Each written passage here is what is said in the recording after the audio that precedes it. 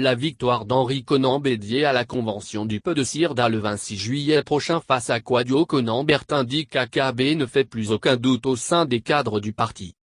L'ancien maire de Grand Bassam Georges Zaleh va plus loin en indiquant que son président sera élu au soir du 31 octobre 2020.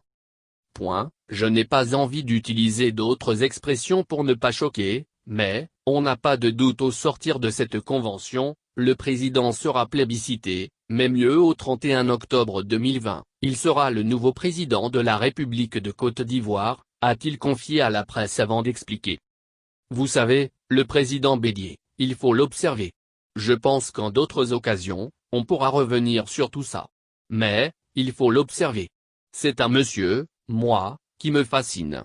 Il a été très lucide, très engagé, avec beaucoup de maestria, très fin, il a refusé que le PDC soit liquidé. Or en face, ils ont tous les moyens. Ils auraient pu arriver à leur fin. Mais, le président a réussi ce premier combat qui n'était pas évident.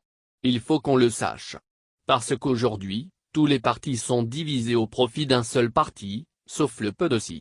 Donc, c'est une bataille importante que, de manière extraordinaire, le président a remportée. On emmène la justice contre le PDCIRDA, du jamais vu.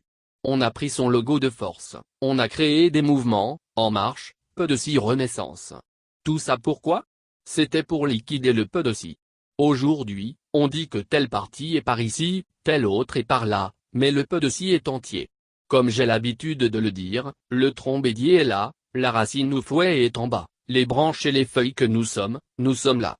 Même si des branches ont été enlevées pour aller quelque part, le PDC est là. Il tient grâce à Bédier. Donc, ce monsieur-là, c'est le seul qui a su tenir tête à cette puissance d'en face, avec maestria, sans bruit. Le PDC est là plus que jamais, debout. C'est ce monsieur-là qui va aller nous reprendre le pouvoir d'État le 31 octobre 2020. À entendre l'ex-PCA de la Sodexam, le second tour ne sera pas possible et la prochaine présidentielle se jouera en une seule manche. Qui vivra verra.